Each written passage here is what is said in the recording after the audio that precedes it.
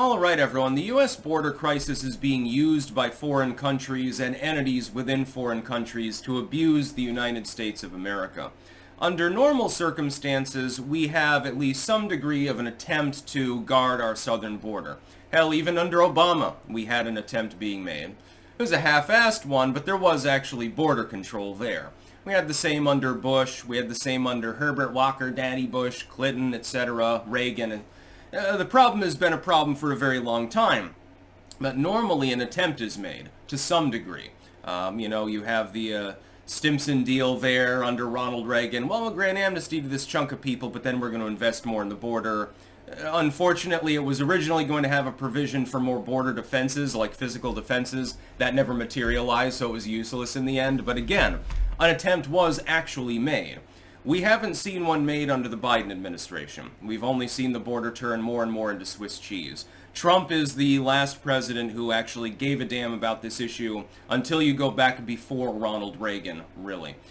It was originally agreed upon. It was one of the ultimate goals of the United States federal government was to guard our exterior borders. Now we've gotten to the point where the federal government's not interested in that entirely, even to the point where the sitting president of the United States calls the killer of a college girl an illegal, and then apologizes for it. Then gaslights and pretends that he never said exactly what he said. So we've devolved a little bit on this issue of late, over the last few years. Maduro, congratulations to you fucking commie. You have figured out that it's a great idea to help alleviate the Venezuelan crime rate by liquidating all of the prisoners and sending them to the US border. This is being now warned about by lawmakers. Hey, look, Maduro's emptying the prisons down there, partially because they don't have the money to feed them, probably. And some of them are going to come to the United States. Oh, how lovely. More cartel members and people who behead one another and are used to the most depraved human conditions in the Western Hemisphere. Venezuela, of course, again, a deeply commie country. Oh, they won't just come to the United States either. I hope Javier Milei weighs in and says, well, don't bother coming to Argentina because you'll be back in prison pretty quickly. What about the Brazilians? They're going to have to deal with some of that too. Not everyone's going to make the journey to the United States. Some of them will settle in Colombia or something like that. They'll be stripped of their passports, which lets you know they're probably Venezuelan, and they'll come in. The number of deportations in the past year, despite the enormous number of crossings by people of Venezuelan origin, is so pathetic and pitiful that it's like, why do you even make any effort whatsoever? You might as well literally just stand down on the border and say, look, to everyone in the world, we're open for business for anyone that wants to come. We can no longer even guard our own border. That's basically the situation that you're working with. Now, let me weigh in here. I feel sorry for the people of Venezuela. You are oppressed under a far-left commie regime in which there is a limited availability of basic resources. It's due to Chavez more than Maduro, by the way. People don't understand this. The oil speculation did not begin with Maduro. It's just that under Chavez, the oil prices were high enough that that speculation hadn't done any economic damage. And so you got a bunch of freebies and welfare and subsidies, but then eventually you run out of other people's money. You've watered down your currency, and it just didn't work in the end because oil prices collapsed, and then you couldn't make your debt payments, and then the rest is history. Venezuela slightly stabilizing in the last couple of years, but still, I mean, you've still got a massive amount of debt, massive inflation, a lot of systemic poverty, etc., etc. The economic miracle was not a miracle after all. It was nothing more than a stage magic illusion. So I feel sorry for the people of Venezuela. Nobody should have to live in such conditions. And yeah, I mean, if it were possible for you to have a better life in the United States, I'd say, well, as long as you leave the socialism behind and understand deeply that that's the reason why your life sucked before, I'd welcome them. But we can't vet anyone at the border. We have no clue who they are. You don't know that it's somebody whose family is dispossessed and desperately poor because of communism and they genuinely understand that, and somebody who's just like, yeah, well, I mean, Maduro just sprung me from prison. Wow, that commie's pretty based. I think that I'm going to go to Florida or something like that. And then you've got an influx of Haitians right now, too. Maduro timing it perfectly. Do you think it's a coincidence? I don't think it's a coincidence. Haiti destabilizes, several other states are hemorrhaging people. Well, you've already got a border crisis, all of this other shit's popping off. What a better time to get rid of your prison population.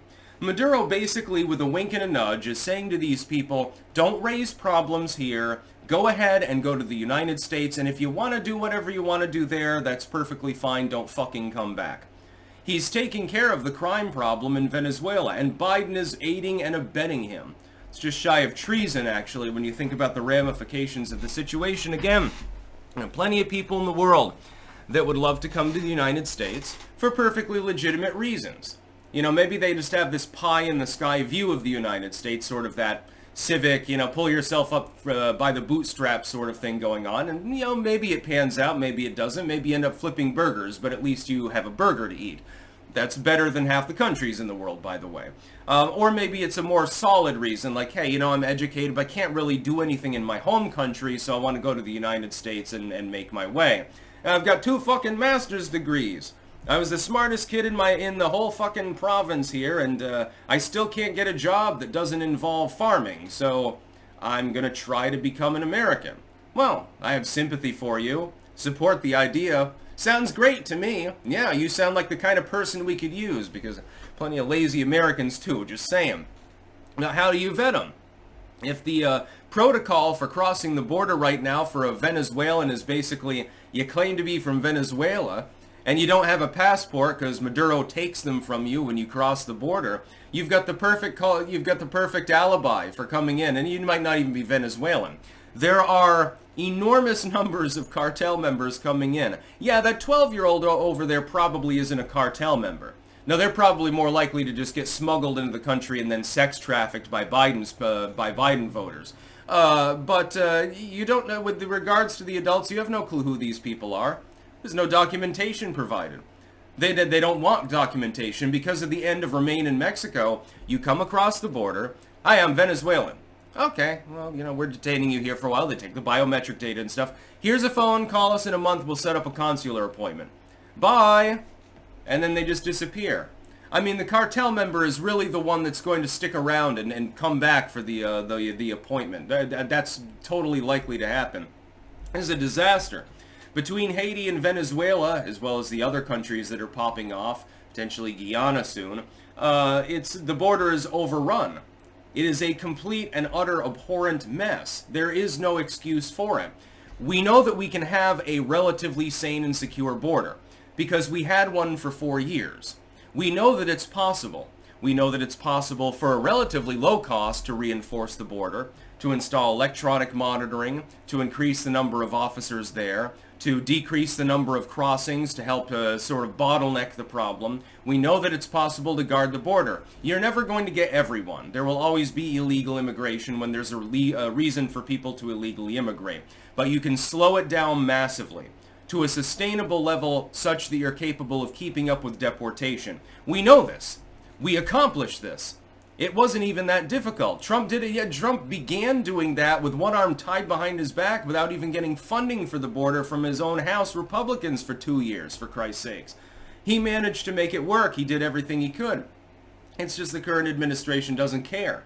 They're incompetent.